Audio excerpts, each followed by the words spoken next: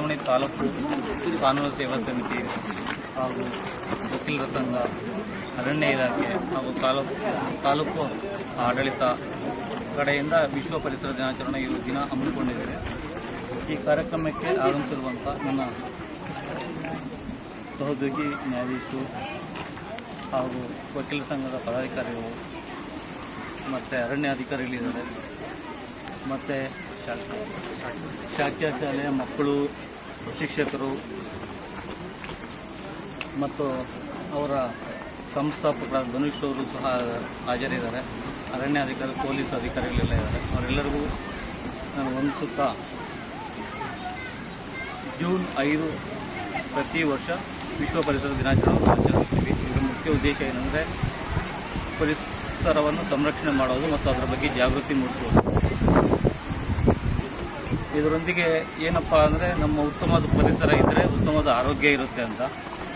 ಉತ್ತಮ ಆರೋಗ್ಯ ಬರಬೇಕಾದ್ರೆ ಏನಂದರೆ ಗಾಳಿ, ನೀರು ಮತ್ತು ಮಣ್ಣು ಇದು ಯಾವಾಗಲೂ ಸ್ವಚ್ಛವಾಗಿರಬೇಕು. ಆ ನಿಟ್ಟಿನಲ್ಲಿ ನಾವು ಗಿಡ ಮರಗಳನ್ನು ಬೆಳೆಸಿದ್ರೆ ನಮಗೆ ಉತ್ತಮವಾದ ಗಾಳಿ ಬರುತ್ತೆ, ಅದರಿಂದ ನಮಗೆ ಉತ್ತಮವಾದ ಜೀವನ ಇರುತ್ತೆ. ಆ ನಿಟ್ಟಿನಲ್ಲಿ ನಮ್ಮ ಚಿಕ್ಕಬಳ್ಳಾಪುರ ನ್ಯಾಯಾಲಯದ, ಜಿಲ್ಲಾ ನ್ಯಾಯಾಲಯದ ಆಡಳಿತಾತ್ಮಕ ನ್ಯಾಯಮೂರ್ತಿಗಳಾದಂಥ ಗೌರವಾನ್ವಿತ ನ್ಯಾಯಮೂರ್ತಿಗಳು ಅಂಚಾಟೆ ಸಂಜೀವ್ ಕುಮಾರ್ ಸಾಹೇಬರು ಇದು ಕೇವಲ ಗಿಡ ನೆಟ್ಟು ಸುಮ್ಮನೆ ಆಗೋದಲ್ಲ, ಅದನ್ನು ಮುಂದುವರಿಸ್ಕೊಂಡು ಹೋಗ್ಬಿಟ್ಟು ಸಂರಕ್ಷಣೆ ಮಾಡಬೇಕು ಅನ್ನೋ ಉದ್ದೇಶದಿಂದ ಈ ವರ್ಷ ಈ ಒಂದು ಕಾರ್ಯಕ್ರಮದ ಅಂಗವಾಗಿ 5 ಲಕ್ಷ ಸಸಿಗಳನ್ನು ನೆಡಬೇಕು ಅಂತ ಸೂಚನೆ ನೀಡಿದ್ದಾರೆ. ಆ ಒಂದು ಹಿನ್ನೆಲೆಯಲ್ಲಿ ನಾವು ಸುಮಾರು 2 ತಿಂಗಳಿಂದ ಅದೇ ಕಾರ್ಯಕ್ರಮ ಹಮ್ಮಿಕೊಂಡಿದ್ದೀವಿ. ಅದೆಲ್ಲ ಮಾಧ್ಯಮ ಮಿತ್ರರಿಗೆ ತುಂಬ ಚೆನ್ನಾಗಿ ಗೊತ್ತಿದೆ. ಆ ನಿಟ್ಟಿನಲ್ಲಿ ಇದು ಒಂದು ಕಾರ್ಯಕ್ರಮ. ಇದು 5 ಲಕ್ಷ ಗಿಡ ಇಲ್ಲಿ ಚಿಕ್ಕಬಳ್ಳಾಪುರದಲ್ಲಿ ಜಿಲ್ಲೆಯಲ್ಲಿ ನೆಡಬೇಕು ಅನ್ನೋ ಉದ್ದೇಶದಿಂದ ಅದು ಕರ್ನಾಟಕ ರಾಜ್ಯ ಕಾನೂನು ಸೇವಾ ಪ್ರಾಧಿಕಾರದ ವತಿಯಿಂದ ಅದು 5 ಕೋಟಿಗೆ ಹೆಚ್ಚು ಆಗಿದೆ. ಸೊ ಇದರಲ್ಲಿ ಎಲ್ಲರೂ ಭಾಗವಹಿಸಿ ಗಿಡಗಳನ್ನೆಲ್ಲ ಇಡಬೇಕು ಅಂತ ತಮ್ಮಲ್ಲೆಲ್ಲರ ಹತ್ರ ಕೇಳ್ಬೋದು. ಅರಣ್ಯ ವಲಯ ಅಧಿಕಾರಿ ಮತ್ತು ನನ್ನ ಇಲ್ಲಿ ನಮ್ಮ ಇವತ್ತು ನಾವು ಚಿಂತಾಮಣಿ ತಾಲೂಕಿನಲ್ಲಿ ಕಾಡುಮಲ್ಲೇಶ್ವರ ಬೆಟ್ಟದಲ್ಲಿ ನಾವು ಇವತ್ತು ಗಿಡ ನೆಡುವ ಕಾರ್ಯಕ್ರಮವನ್ನು ಹಮ್ಮಿಕೊಂಡಿದ್ದು ವಿಶ್ವ ಪರಿಸರ ದಿನಾಚರಣೆಯನ್ನು ಇಲ್ಲಿ ಹಮ್ಮಿಕೊಂಡಿದ್ದು. ಇವತ್ತು ನಾವು ಗಿಡ ಚೌಕ್ಯ ಶಾಲೆಯಿಂದ ಮತ್ತು ನಮ್ಮ ವಕೀಲರ ಸಂಘ ಮತ್ತು ನಮ್ಮ ನ್ಯಾಯಾಧೀಶರ ಲೀಗಲ್ ಸರ್ವಿಸ್ ಸೆಲ್ಲಿಂದ ಎಲ್ಲ ನಮ್ಮ ಇಲ್ಲಿ ಬಂದು ಗಿಡ ನೆಟ್ಟು ಇಲ್ಲಿ ಚಾಲನೆಯನ್ನು ನೀಡಿದ್ದೀವಿ.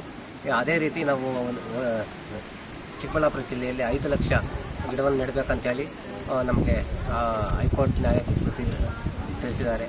ಅದೇ ರೀತಿಯಾಗಿ ನಾವು ಈ ತಿಂಗಳಿಂದಲೇ ಸ್ಟಾರ್ಟು 2 ತಿಂಗಳಿಂದ ನಾವು ಮುಂದುವರ್ಸ್ಕೊಂಡು ಬಂದಿದ್ದೀವಿ. ಆದರೆ ಈ ತಿಂಗಳಿಂದಲೇ ಮಳೆಗಾಲ ಬಂತು. ಆದ್ದರಿಂದ ಮಳೆಗಾಲದಲ್ಲೇ ನಾವು ಗಿಡ ನೆಟ್ಟರೆ ನೀರಿನ ಸಮಸ್ಯೆ ಜಾಸ್ತಿ ಇರೋದಿಲ್ಲ ಅಂತೇಳಿ ನಾವು ಇವತ್ತಿನಿಂದಲೇ ಮಳೆಗಾಲದಲ್ಲಿ ಮುಂಗಾರು ಮಳೆಯಲ್ಲಿ ಹೆಚ್ಚಿನ ನೀರು ಬರ್ತದೆ ಅಂತೇಳಿ ನಾವು ಗಿಡ ನೆಟ್ಟು ಗಿಡವನ್ನು ಬೆಳೆಸೋದ್ರಿಂದ ಒಳ್ಳೆಯ ಗಾಳಿ, ಮಾಲಿನ್ಯವನ್ನು ತಡಿಬಹುದು ಅಂತೇಳಿ ನಾನು ಇಷ್ಟು ಹೇಳಿ ನನ್ನ ಮಾತನ್ನು ಮುಗಿಸ್ತಾ ಇದ್ದೀನಿ. ಇದ್ದಾರೆ ಯಾರವರು? ಏನ್ ಮಾಡಿದ್ರು ಅವರು? ಯಾಕೆ ಮರ ನೆಟ್ರು? ಅವ್ರಿಗೆ ಗೊತ್ತಿತ್ತು ಪರಿಸರದ ಮಹತ್ವ, ಅವ್ರಿಗೆ ಗೊತ್ತಿತ್ತು, ಅವ್ರು ನೆಟ್ರು. ಅವ್ರಿಗೆ ಅವರು ಫಸ್ಟ್ ಹುಟ್ಟದಾಗಿಂದನೂ ಕಾರ್ಮಿಕ ಇದು ಮಾಡ್ಕೊಂಡು ಬಂದಿದ್ದು, ಕಲ್ಲು ಹೊಡ್ಕೊಂಡೆಲ್ಲ ಬಂದು ಬಡತನದಲ್ಲಿ ಬಂದು ಅವ್ರೇನ್ ಮಾಡಿದ್ರು, ಅವರು ಚಿಕ್ಕಬಳ್ಳಾಪುರ ಮಾಗಡಿ ಅವ್ರೂರು. ಆ ಕಡೆ ಚಿಕ್ಕಬಳ್ಳಾಪುರದಲ್ಲಿ ಅವ್ರ ಮದುವೆ ಆಗಿ ನಂತರ ಅವ್ರಿಗೆ ಮಕ್ಕಳಾಗಿರ್ಲಿಲ್ಲ. ಜನರೆಲ್ಲ ಹೀಯಾಳಿಸಿದ್ರು ಮಕ್ಕಳಾಗಿಲ್ಲ ಹಂಗೆ ಹೀಗೆ ಅಂತ. ಬಟ್ ಅವ್ರು ಅದಕ್ಕೆ ಧೃತಿಗೆಡದೆ ಅವ್ರೇನ್ ಮಾಡಿದ್ರು, ಅದ್ರ ಪರವಾಗಿ ಅವರು ಗಿಡಗಳು ನೆಟ್ರು. ಮಾಗಡಿ ಕಡೆ ಅಲ್ಲಿ ಅವರು ಹುಲ್ಕಲ್ ಕಡೆ 4 ಕಿಲೋಮೀಟರ್ ಅಲ್ಲಿ ಅವರು ಇದು ಆಲದ ಮರಗಳನ್ನ ನೆಟ್ಟು ಸಣ್ಣ ಮಕ್ಕಳ ತರ ಅವಕ್ಕೆ ನೀರು ಬಕೆಟಲ್ಲಿ ನೀರು ತಗೊಂಡು ಹೋಗಿ ಅವಕ್ಕೆಲ್ಲ ಹಾಕಿ ಪೋಷಿಸಿ ದೊಡ್ಡ ಮರಗಳು ಮಾಡಿದ್ದಾರೆ ಈಗ. ಹಂಗಾಗಿ ಅವ್ರಿಗೇನ್ ಮಾಡ್ಬೇಕಂತ ಏನಿರ್ಲಿಲ್ಲ, ಅವ್ರಿಗೆ ಅದ್ರ ಮಹತ್ವ ಗೊತ್ತಿತ್ತು, ಅವ್ರು ಮಾಡಿದ್ರು. ಆತರ ನಾವು ಅಷ್ಟು ದೊಡ್ಡ ಮಹಾಕಾರ್ಯ ಮಾಡಕ್ ಆಗದೆ ಇದ್ರು ಅವರಿಂದ ನಾವು ಏನು ಇನ್ಸ್ಪೈರ್ ಆಗಿ ಒಂದು ಸಣ್ಣ ಪುಟ್ಟ ನಮ್ಮಿಂದ ಏನಾಗ್ತವೆ ದಿನನಿತ್ಯದಲ್ಲಿ ಅಂತವೆಲ್ಲ ಮಾಡ್ಬೇಕು. ಅದನ್ನೆಲ್ಲ ನೀವು ಮಾಡ್ತೀರಾ ಅಂತ ನಾನು ಅನ್ಕೋತೀನಿ. ಮಾಡ್ತೀರಾ? ಇವತ್ತು ಪರಿಸರ ದಿನಾಚರಣೆ ಮಾಡಿ ಇವತ್ತು ಮುಗಿಸ್ಬಿಡ್ಬಾರ್ದು. ದಿನನಿತ್ಯ ನೀವು ಅದ್ರ ಬಗ್ಗೆ ಕಾಳಜಿ ಇರಬೇಕು. ಎಲೆಕ್ಟ್ರಿಸಿಟಿ ಮನೇಲಿ ಆನ್ ಇರುತ್ತೆ, ಆನ್ ಇದ್ದು ಹಂಗೆ ಲಾಕ್ ಹಾಕೊಂಡು ಹೋಗ್ಬಿಟ್ಟಿರ್ತೀರಾ, ವೇಸ್ಟ್ ಅಲ್ವಾ ಅದು? ಅಂತವೆಲ್ಲ ಮಾಡಬಾರ್ದು. ಲೈಟ್ ಆಫ್ ಮಾಡಿ ಹೇಳ್ಬೇಕು, ನಿಮ್ಮ ಇದು ಮಾಡಬೇಕು. ಆಮೇಲೆ ಅರಣ್ಯಗಳಿಗೆ ಈಗ ಬೆಂಕಿ ಎಲ್ಲ ಬಿದ್ದಿರುತ್ತಲ್ವಾ, ಬೆಂಕಿ ಬಿದ್ದಾಗ ಅವನ್ನ ನಾವು ಆರಿಸ್ತಿದ್ರು ಪರವಾಗಿಲ್ಲ, ನಮ್ಮ ಅಟ್ಲೀಸ್ಟ್ ಅರಣ್ಯ ಇಲಾಖೆಯವರು ಯಾರಿಗಾರು ನಮಗೆ ಫೋನ್ ಮಾಡಿ ಹೇಳಿದ್ರು ನಾವು ಅದ್ರ ಬಗ್ಗೆ ಕ್ರಮ ತಗೊಂಡು ನಾವು ನಿಲ್ಲಿಸ್ತೀವಿ. ಈ ತರ ಮತ್ತೆ ಯಾವ್ದಾದ್ರು ವನ್ಯಜೀವಿ ಬೇಟೆ ಏನೇ ಇದ್ರು ಮಾಹಿತಿ ನೀಡಿದ್ರೆ ನಮ್ಮ ಅರಣ್ಯ ಇಲಾಖೆ ಇರೋದೇ ಅದಕ್ಕೋಸ್ಕರ ನಾವು ಕ್ರಮ ತಗೋತೀವಿ. ಆ ತರ ನೀವು ಸಣ್ಣ ಪುಟ್ಟ ಎಲ್ಲ ಕೆಲಸಗಳನ್ನ ಮಾಡಿದ್ರೆ ನಮ್ಮ ಪರಿಸರಕ್ಕೆ ಮತ್ತು ನಮಗೆಲ್ರಿಗೂ ತುಂಬಾ ಅನುಕೂಲ ಆಗುತ್ತೆ ಅಂತ ಹೇಳಿ ಈ ಒಂದು ವಿಶ್ವ ಪರಿಸರ ದಿನಾಚರಣೆಗೆ ಮಾತನಾಡಲು ಅನುಕೂಲ ಮಾಡಿಕೊಟ್ಟಂತ ತಮ್ಗೆಲ್ಲರಿಗೂ ಧನ್ಯವಾದಗಳನ್ನು ಹೇಳುತ್ತಾ, ಕಾಪಾಡಿಕೊಂಡು ಜಿಂಕೆಗಳಿಗೆ ಹಸಿರು ಹುಲ್ ಬೇಕು ಅಲ್ವಾ, ಫಾರೆಸ್ಟ್ ಬೇಕು, ಅಲ್ಲಿ ಹೋಗಿ ಬದುಕ್ತವೆ. ಜಿಂಕೆ ತಿಂದ್ಕೊಂಡು ಹುಲಿಗಳು ಬದುಕ್ತವೆ. ಹಂಗೆ ಒಂದಕ್ಕೊಂದು ಲಿಂಕ್ ಇದಾವೆ. ನಾವು ಅರಣ್ಯ ಬೆಳೆಸಿದ್ರೆ ಮಾತ್ರ ನಮ್ಗೆ ಎಲ್ಲ ನೋಡಕ್ ಸಿಗುತ್ತೆ, ನಾವು ಬದುಕಬಹುದು, ಉಸಿರಾಡ್ಬೋದು. ಮರಗಳೇ ಇಲ್ಲ ಅಂದ್ರೆ ಏನ್ ಮಾಡ್ತೀವಿ ನಾವು? ಬದುಕಕ್ಕಾಗತ್ತ? ಆಗಲ್ಲ ತಾನೆ. ಈಗ ನೋಡಿ, ಇಲ್ಲಿ ಎಲ್ಲರೂ ಮರಗಡೆ ಕೆಳಗಡೆನೆ ಕೂತಿದೀವಿ ಅಲ್ವಾ? ಇಲ್ಲಿ ಯಾಕೆ ಕೂರಲ್ಲ? ಬಿಸಿಲಿದೆ, ಮತ್ತೆ ಮರಗಳು ನೆರಳನ್ನು ಕೊಡ್ತವಲ್ವಾ ನಿಮ್ಗೆ. ಆ ತರ ಮರಗಳಿಂದ ನಮ್ಗೆ ಏನು ಹಾರ್ಮ್ ಇಲ್ಲ, ನಮ್ಗೆ ಯಾವ್ದು ಅಪಾಯ ಇಲ್ಲ, ಎಲ್ಲ ಲಾಭನೇ ಇರೋದು. ಹಂಗಾಗಿ ಆ ಲಾಭದಾಯಕ ನಾವು ಅವಕ್ಕೂರ್ ಲಾಭಕ್ಕೆ ನಾವು ಬೆಳೆಸ್ತಾ ಇಲ್ಲ ಮರಗಳನ್ನ, ನಮ್ಮ ಲಾಭಕ್ಕೋಸ್ಕರ ನಾವು ಮರಗಳನ್ನ ಬೆಳೆಸ್ತಾ ಇದೀವಿ. ಅದನ್ನ ನೀವು ಅರ್ಥ ಮಾಡ್ಕೋಬೇಕು. ನೀವೇನ್ ಮಾಡ್ಬೇಕು? ಬರ್ತಡೆಗೆ ಏನ್ ಮಾಡ್ತೀರಾ? ಕೇಕ್ ಕಟ್ ಮಾಡ್ತೀರಲ್ವಾ? ಅದ್ ಕೇಕ್ ಕಟ್ ಮಾಡಿದ್ರೆ ಮುಗಿದೋಯ್ತು, ಮತ್ತೆ ಬೇರೆ ಏನ್ ಮಾಡಲ್ವಾ? ನೆಕ್ಸ್ಟ್ ಟೈಮು ನಿಮ್ ಬರ್ತಡೆಗೆ ಒಂದೊಂದು ಗಿಡ ನೆಡ್ತೀರಾ? ನಿಮ್ ಬರ್ತಡೆಗೆ ಒಂದ್ ಗಿಡ ನೆಡ್ಬೇಕು. ನೆಟ್ಟು ಅದನ್ನ ನೀವು ಅದನ್ನ ಪೋಷಣೆ ಮಾಡ್ಬೇಕು. ನಿಮ್ ತರ ಅದು ಬೆಳೆಯುತ್ತೆ. ನೀವು ದೊಡ್ಡವರಾದ್ಮೇಲೆ ಅದು ದೊಡ್ಡದಾಗಿರುತ್ತೆ, ನಿಮ್ಗೆ ಹೇಳ್ಕೋಬಹುದು ನಾನ್ ನೆಟ್ಟಿರೋ ಗಿಡ ಅಂತ ಅಲ್ವಾ?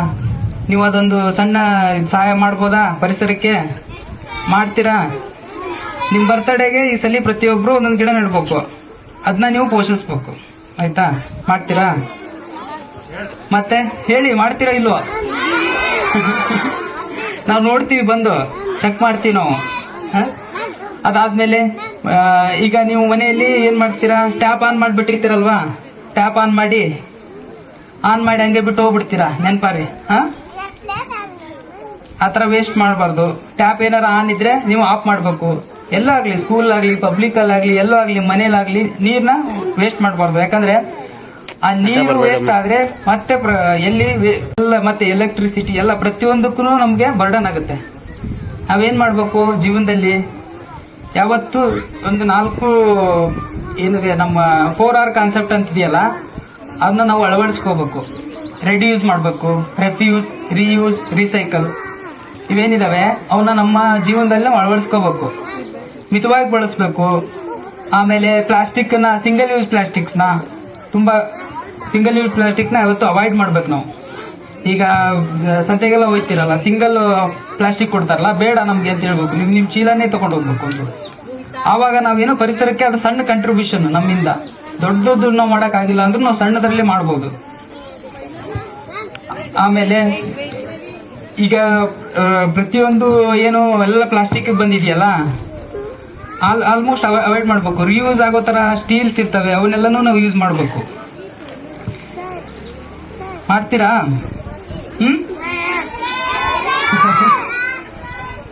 ಹಂಗೆ ನಾವು ಈಗ ಸಾಲು ಮರದ ತಿಮ್ಮಕ್ಕ